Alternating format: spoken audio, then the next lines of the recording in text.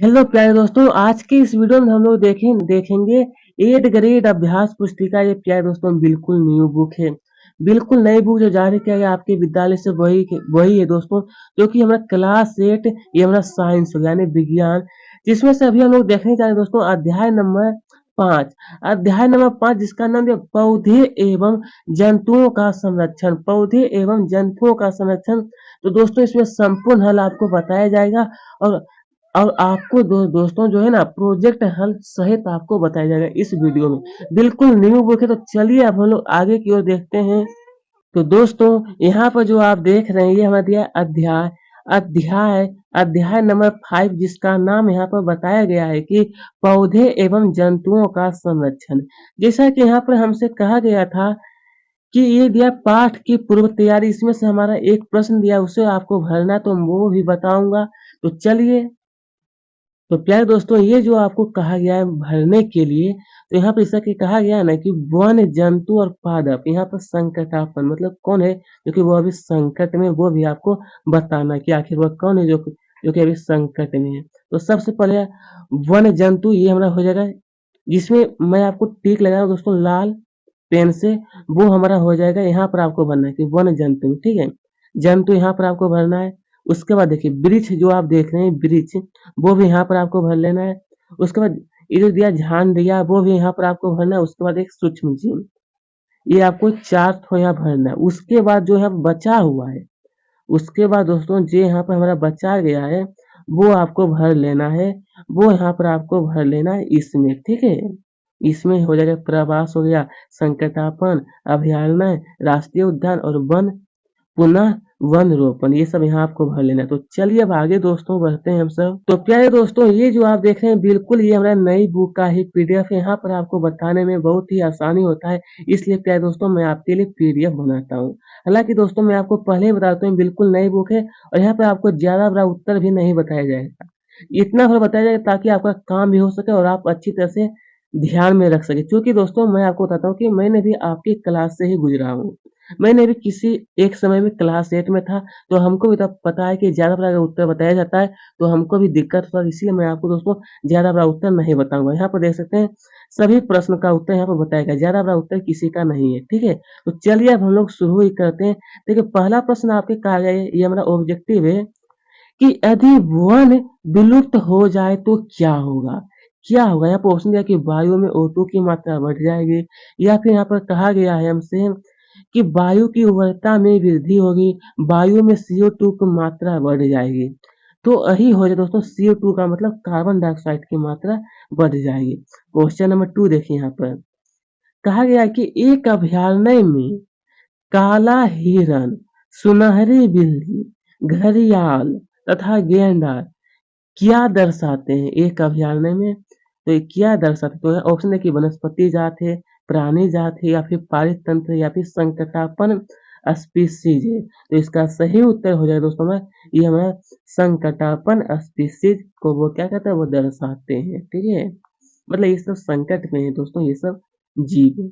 चलिए प्रश्न 3 में कहा है कि वनोन्मूलन का प्राकृतिक कारण क्या है? यहाँ दोस्तों आपको राइटिंग में कोई भी शिकायत नहीं होगा। है वनोन्मूलन का प्राकृतिक कारण क्या है? ऑप्शन या कि दावानल, भीषण सूखा, या फिर भूस्खलन, या फिर ए और बी दोनों। तो इसका सही उत्तर हो जाएगा ए और बी दोनों। क्या है? वनोन्मूलन का प्राकृतिक कारण यही है। चलिए अब कहा है नंबर 4 में हमसे दोस्तों, यहाँ पर देखिएगा ध्यान पूर्वक। कहा है कॉलम ए, ये कॉलम ए हो गया, कॉलम 2 ये कॉलम 2 हो गया। तो कहा है मिलान कर सही युग्म चुनकर आपको लिखना है। हालांकि दोस्तों मैं इसका उत्तर बता देता हूँ, अगर आप चाहें तो आप मिलान कर सकते हैं। तो नीचे में आप देखेंगे तो यहाँ पर हमारा 4 ऑप्शन दिया गया है, 4 ऑप्शन दिया गया है। तो इसका सही उत्तर हो जाएगा option number A. Option number A जो आप देख रहे हैं बिल्कुल सही है, ऑप्शन नंबर ए। और इसके हिसाब से दोस्तों अगर आप चाहें तो मिलान कर सकते हैं कि ए का 3 नंबर, तो 3 नंबर से आप मिलान कर लीजिए। तो इसका सही हो जाएगा ए नंबर, इसमें आपको टिक लगा लेना है। चलिए नंबर 5 का वन्य जीव अभयारण्य के लिए निम्न में से कौन सी विशिष्टता मुख्य है? जैसा यहाँ पर कहा है कि वन्य जीव अभयारण्य के लिए, यहाँ पर हमारा 4 ऑप्शन दिया गया है, तो मैं सिर्फ उत्तर ही बता देता हूँ दोस्तों। इसका डी नंबर बिल्कुल सही हो जाएगा। कौन सा ऑप्शन? डी नंबर, कि यहाँ जानवरों को पकड़ना और उनका शिकार करना सख्त प्रतिबंधित है, मतलब आप नहीं पकड़ सकते हैं, सख्त प्रतिबंधित है। कहाँ पर? तो वन्य जीव अभयारण्य में। यह एक मुख्य लाभ है वहाँ का जीवों के लिए।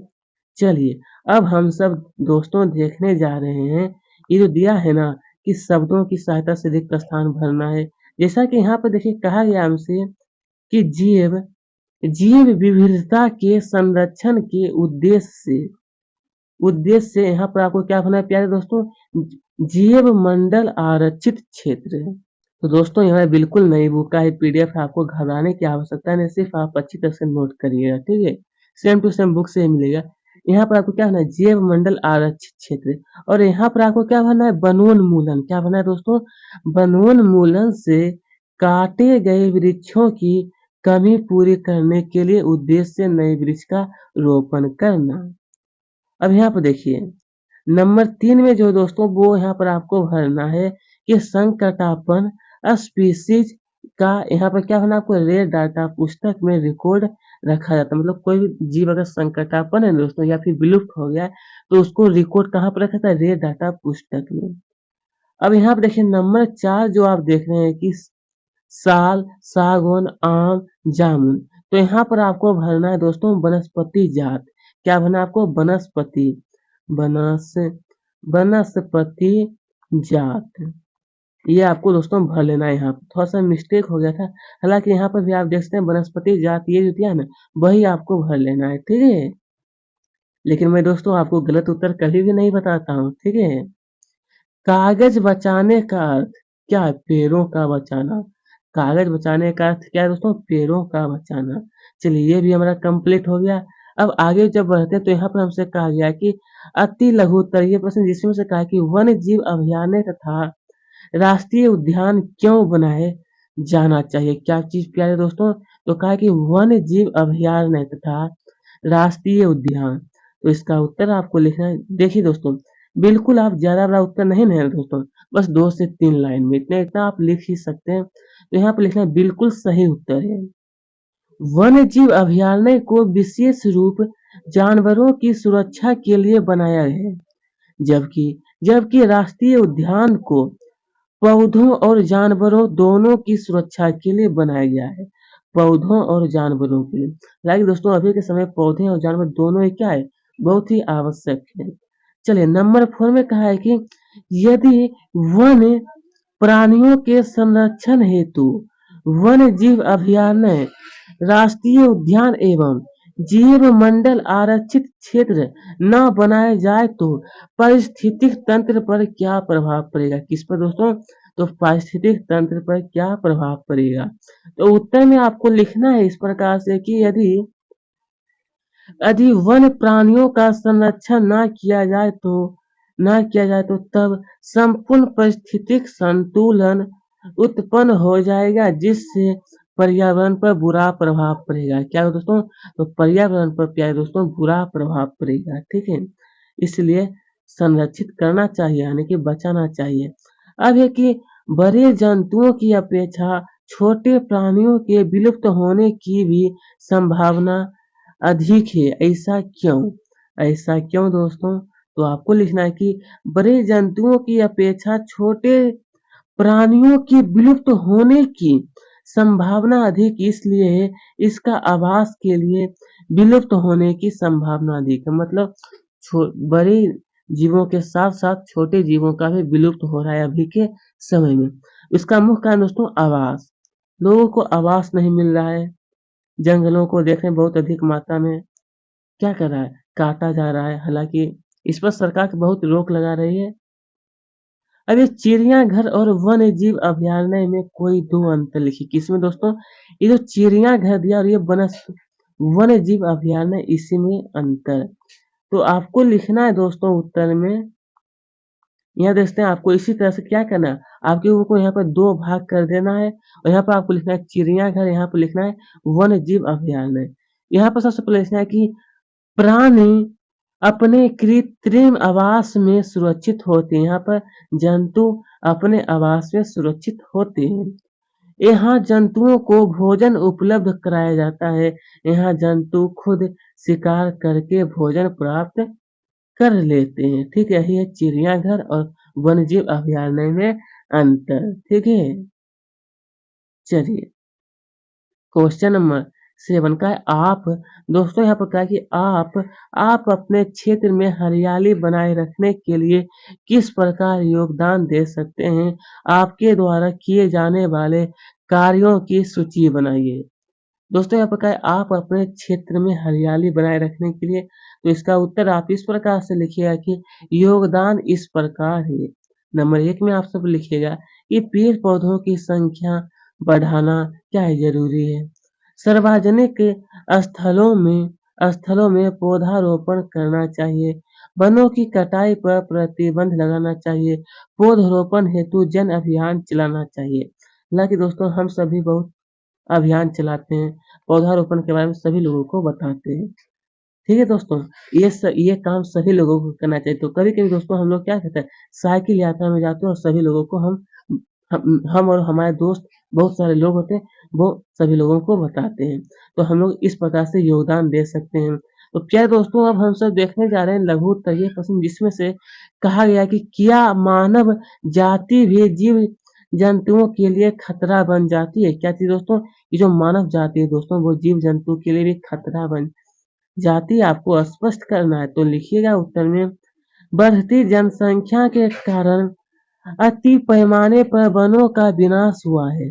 मानव स्वयं की जरूरतों की पूर्ति के लिए प्राणियों का शिकार प्राणियों का शिकार करते हैं। वन वन कटने से जीव जंतुओं के आवास क्षतिग्रस्त हो जाते हैं। क्या था दोस्तों? आवास में क्या था, वह क्षतिग्रस्त हो जाते हैं। तो इसमें क्या है, थोड़ा मानव क्या है, मानव जाति का भी इसमें थोड़ा योगदान होता है। वह जीव जंतुओं के लिए भी खतरा होते हैं। चलिए प्यारे दोस्तों अब देखते हैं, क्या कल्पना कीजिए। प्यारे दोस्तों यहाँ पर कहा है कि कल्पना कीजिए अगर पृथ्वी से वन समाप्त हो जाए तो निम्न पर क्या प्रभाव पड़ेगा? मनुष्य पर। सबसे पहले मनुष्य पर क्या प्रभाव पड़ेगा? तो लिखना है कि मनुष्य को जीवित रहने के लिए सांस की आवश्यकता होती है। पेड़ से प्राणदायिनी ऑक्सीजन गैस मिलती है। वन का संपूर्ण विनाश होने पर मनुष्य जीवित नहीं रह पाएगा। उसका फिर देखिए पर्यावरण। पर्यावरण पर क्या प्रभाव पड़ेगा? तो लिखना है कि पृथ्वी पर वन का विनाश होने से प्राकृतिक संतुलन उत्पन्न हो जाएगा। वातावरण का तापमान बढ़ जाएगा। वातावरण में CO2 गैस की मात्रा बढ़ जाएगी। ठीक है दोस्तों, ये आपको क्या कहना है कि पृथ्वी पर वन समाप्त हो जाए तो निम्न पर क्या प्रभाव पड़ेगा मनुष्य पर, तो वो आपको बताना था। ये भी हमारा क्लियर हो गया। अब देखते का यदि यदि दोस्तों का ध्रुवीय ध्रुवीय भालू सतपुरा राष्ट्रीय उद्यान में रहने के लिए लाया जाए तो क्या वो अपना अस्तित्व लंबे समय, मतलब अपना जीवन जो है दोस्तों, वो लंबे समय तक बनाए रख पाएंगे? उ, उ, बनाए रख कारण सहित आपको स्पष्ट करना है कि आखिर वह रह पाएंगे क्या नहीं, वो बताना है। तो आप इस प्रकार से लिखना है उत्तर में कि ध्रुवीय भालू जिसको हम कहते हैं आर्कटिक क्षेत्र के लिए अनुकूलित है, जहाँ तापमान बहुत कम मात्रा में है और उनकी जीवन रोली बर्फ और समुद्री बर्फ पर निर्भर होती है।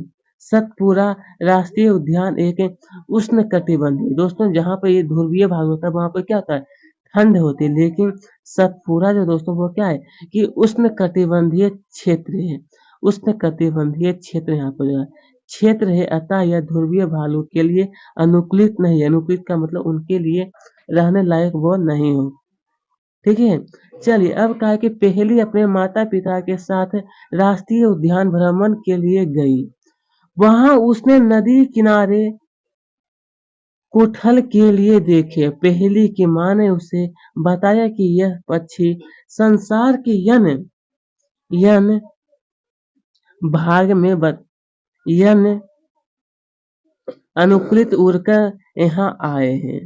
तो आपसे दोस्तों यहाँ पर मैं थोड़ा सा आपके लिए माफी चाहता हूँ कि यहाँ पर थोड़ा सा क्वेश्चन में गड़बड़ी हो गया है, लेकिन कोई बात नहीं, आंसर में आपको गड़बड़ी होना कदापि नहीं दूंगा। मैं आंसर आपको बिल्कुल सही बताने जा रहा हूँ दोस्तों।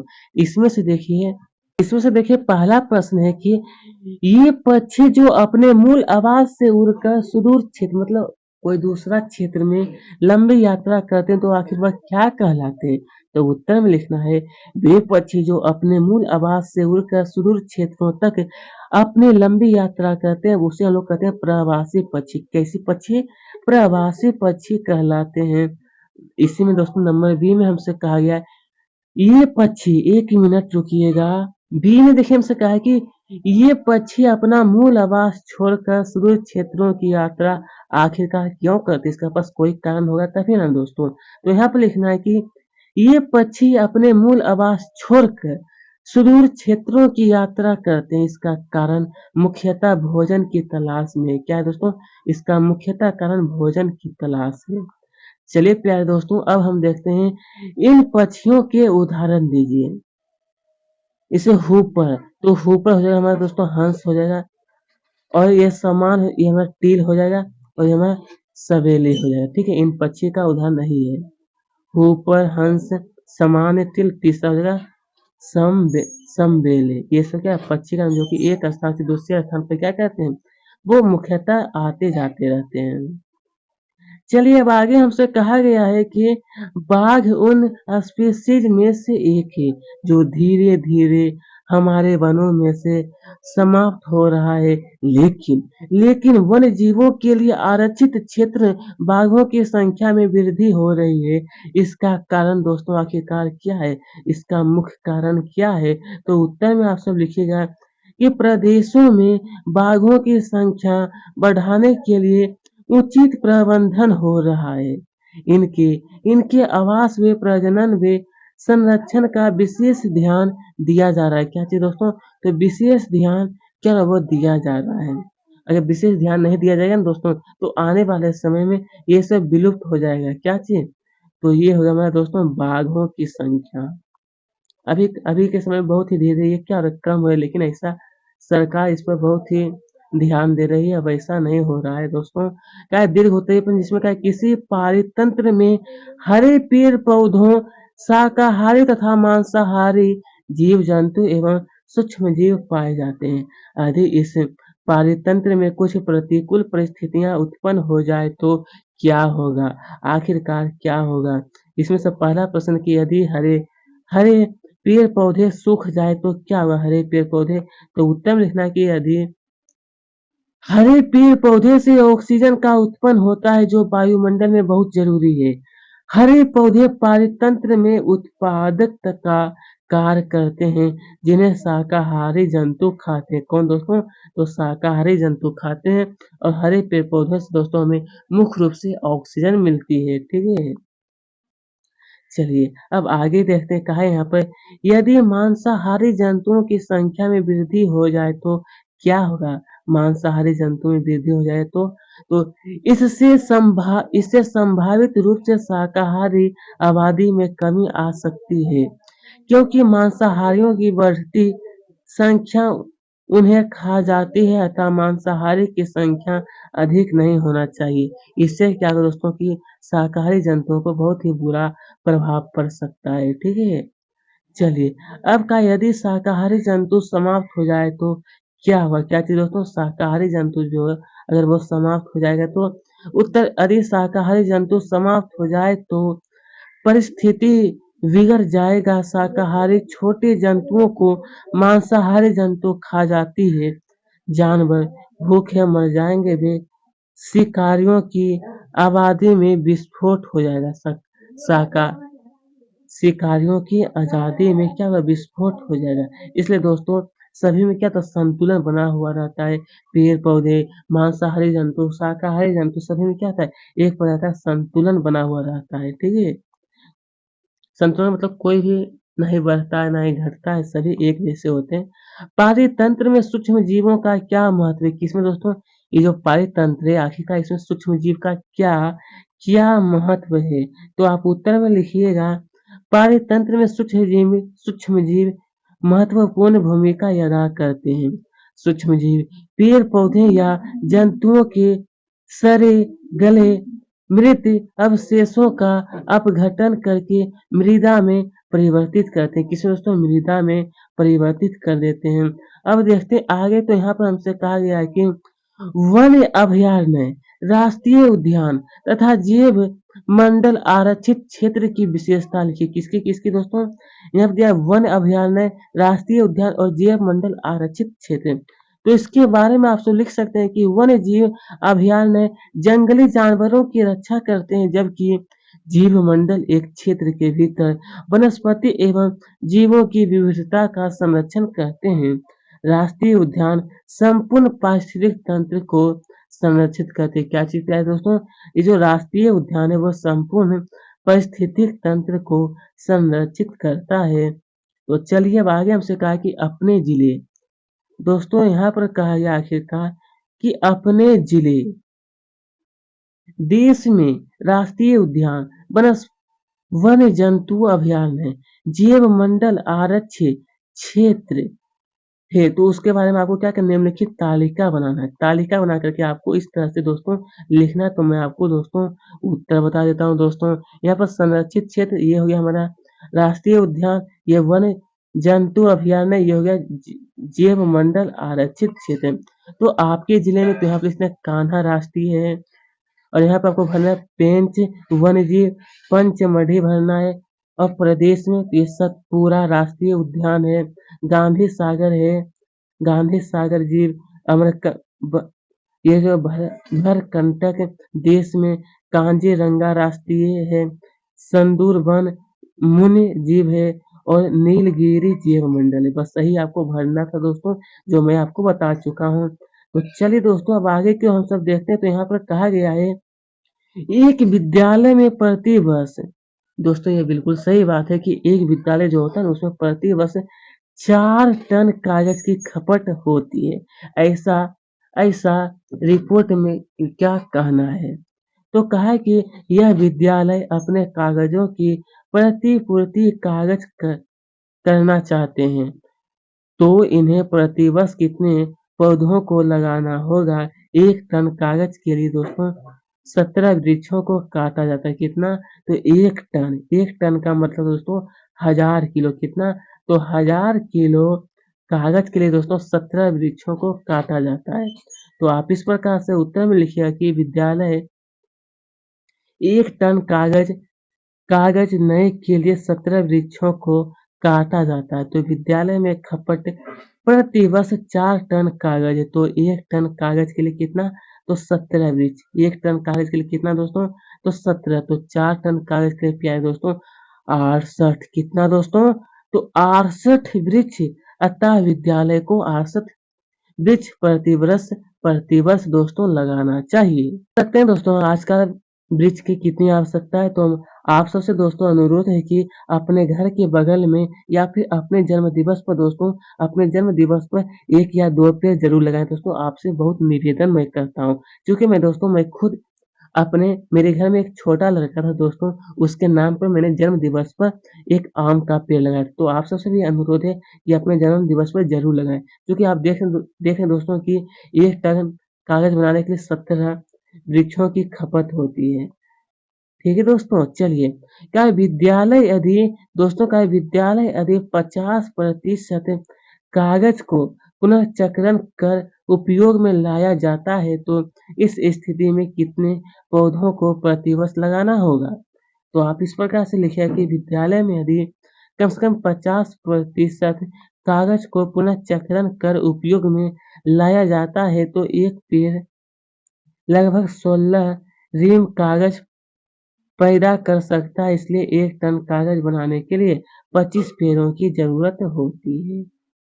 ठीक है, चलिए अब आगे देखते हैं। तो यहाँ पर क्या है कि विद्यालय कागज की बचत के लिए कौन कौन से विकल्प अपना सकते हैं। कौन? तो ये विद्यालय में दोस्तों कागज की बचत के लिए, तो उत्तर में लिखना है कि विद्यालय में कागज बचत के लिए आप निम्नलिखित उपाय है। कार्यालय में बेकार व छोटे पेज का उपयोग करना, छात्र नोटबुक की जगह पन्ने का इस्तेमाल द्वारा बर्बाद हुए कागज को रिसाइकिल करना, पुनर्नवीनीकरण कागज उत्पादों को खरीदना, ये सब काम अगर करेंगे दोस्तों तो क्या होगा कि विद्यालय में कागज की बचत हो सकती है। तो चलिए प्यारे दोस्तों, अब हम सब देख रहे हैं कि आगे की ओर यहाँ पर कहा है कि प्रोजेक्ट कार्बन है। इसमें से कहा है कि अपने क्षेत्र में विशेष क्षेत्रीय पौधे एवं जंतुओं की सूची बनाइए। मतलब आपके क्षेत्र में मुख्य रूप से कौन-कौन से जीव और पौधे हैं। तो पौधे हो जाएगा हमारा तुलसी, यहाँ पर कोमा आपको लगाना है, मनी फिर कोमा, प्लांट फिर कोमा, गुड़हल फिर कोमा।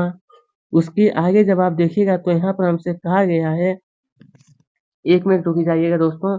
तो यहाँ पर हमसे कहा गया है एलोवेरा, अंगूर, चमेली, गुलाब। और ये हालाँकि दोस्तों इसमें आप पीपल भी थोड़ा जोड़ दीजिएगा, ये मुख्य पेड़ है पीपल, बरगद, आम, ठीक है? और यहाँ पे जीव गाय, बैल, बंदर, बाज, बिल्ली, कुत्ता, बकरी, ये सब आपको लिखना है। चलिए, इसी में से नंबर 2 में कहा है कि मध्य प्रदेश में, दोस्तों यहाँ पर कहा है कि मध्य प्रदेश में स्थित राष्ट्रीय उद्यान वन जंतु अभयारण्य वे जैव मंडल आरक्षित क्षेत्र के संबंध में आपको एक रिपोर्ट तैयार करना है। क्या है? एक रिपोर्ट। तो चलिए मैं आपको बता देता हूँ इसका भी उत्तर दोस्तों। तो दोस्तों यहाँ पर जो आपको दिखाई दे रहा है वही आपको भर लेना है अच्छी तरह से। स्थान, फोटोग्राफ, रिपोर्ट, मतलब एक प्राकृतिक उपाय है। इसी तरह से आपको दोस्तों अच्छी तरह से ये सभी नोट कर लीजिएगा। ठीक है दोस्तों, अगर पढ़ूंगा तो थोड़ा ज़्यादा टाइम लग जाएगा, इसीलिए आपको नोट कर लीजिएगा। चलिए अब हम लोग आगे बढ़ते हैं। तो यहाँ पर हमसे आखिरकार कहा गया है कि प्रोजेक्ट कार्य 2। तो इसमें से कहा है कि वृक्षों की अत्यधिक कटाई के लिए कौन-कौन से कारक उत्तरदायी है, सूची बनाइए। दोस्तों मैंने आपसे पहले ही कहा था कि मैं आपको ज़्यादा बड़ा उत्तर नहीं बताऊँगा तो नहीं बताऊँगा। तो ज़्यादा बड़ा उत्तर आपको नहीं लिखना है, जो मैं आपको बताने जा रहा हूँ दोस्तों वही आपको लिखना है, ठीक है? तो यहाँ पर लिखना है कि वनों की कटाई का कारण निम्नलिखित है। इसमें से आपको नंबर 1 में लिखना है शहरीकरण। ये जो आपको दिया गया ना दोस्तों, वो आपको नहीं लिखना है। ये जो आप देख रहे हैं दोस्तों, ये सब आपको नहीं लिखना है, सिर्फ आपको पॉइंट लिखना है। नंबर 1 शहरीकरण, और फिर ये जो आप देख रहे हैं ये सब आपको नहीं लिखना है। फिर आपको सिर्फ लिखना है नंबर 2 खुदाई। नंबर 3 फिर आपको लिखना है यहाँ पर कि लौंगिक, ये सब आपको नहीं लिखना। नंबर 3 में आपको लौंगिक भर देना है। नंबर 3 में लिखना है। फिर यहाँ देखिए नंबर 4 में आपको क्या करना है, ये आपको नहीं लिखना है। पशुधन पालन लिखना है। 5 में आपको कृषि गतिविधियां लिख देना है। और नंबर 6 ये सब जो आप देख रहे हैं बिल्कुल नहीं लिखना है। और नंबर 6 में सिर्फ आपको कागज लिख देना है। तो ये आपको पूरा 6 पॉइंट आपको लिख देना है अच्छी तरह से। क्या करना है, लिखना है कि वनों की कटाई का कारण निम्नलिखित है। नंबर 1, फिर आप लिखना number 2, number 3, number 4, number 5, number 6, इस तरह से आप लिख लीजिए। बाकी ये सब जो दिया है ये सब आपको नहीं लिखना है, ठीक है? चलिए, मैं आपके लिए दोस्तों बहुत मदद मैं आपको करना चाहता हूँ, ठीक है? देखिए यहाँ पर क्या है, वनों की कटाई जिसको हम लोग कहते हैं वनोन्मूलन से पर्यावरण पर क्या प्रभाव हो रहे हैं। दोस्तों मैं बताना चाहता हूँ कि देखिए साइंस है तो इसमें क्या होता है, काफ़ी वीडियो लंबी हो जाती है। मैं इसमें क्या कर सकता हूँ, ठीक है? तो लिखना है कि वनों की कटाई का प्रभाव निम्नलिखित है, जो कि इसमें से फिर वही काम करना है, ये सब आपको नहीं लिखना है। ये सब नहीं लिखना है, सिर्फ आपको नंबर 1 में लिखना है कि जलवायु असंतुलन एवं जलवायु परिवर्तन, ये पहला हो गया। इसके बाद फिर ये आपको दूसरा पॉइंट लिख लेना है, बढ़ती ग्रीन हाउस गैस। फिर तीसरा ग्लोबल वार्मिंग। फिर नंबर 4 ये सब जो दोस्तों देख रहे हैं बिल्कुल आपको कदापि नहीं लिखना है। सिर्फ ये जो आपको गहरा रंग दिखाई दे वही आपको नंबर बाय नंबर लिखना है। बाढ़, नंबर 5 मिट्टी का कटाव, ठीक है? यही आपको लिख लेना है। मतलब यहाँ पर वनों की कटाई का प्रभाव निम्नलिखित है। नंबर 1, फिर नंबर 2, नंबर 3, फिर नंबर 4, नंबर 5, इस तरह से लिख लेना। बाकी ये सब जो आप देख रहे हैं बिल्कुल नहीं लिखना है। तो दोस्तों मैं आशा करता हूँ कि आपको इस अध्याय का सभी प्रश्न उत्तर एक-एक करके मैं आपको बता दूँ। ये अध्याय नंबर 5 था और इसके आगे हम लोग देखेंगे अब अध्याय नंबर 6। तो और भी अगर हमारा वीडियो देखना चाहते हैं तो हमारे प्लेलिस्ट में जाकर के देख सकते हैं। क्लास 8 का ओल विषय मैं आपको बताता हूँ, तो वहाँ पर आप चेक कर सकते हैं। तो धन्यवाद। फिर से हम लोग अगले वीडियो में मिलेंगे। अगर अभी तक हमारे चैनल को सब्सक्राइब नहीं किया ज़रूर करें और वीडियो को भी लाइक करें।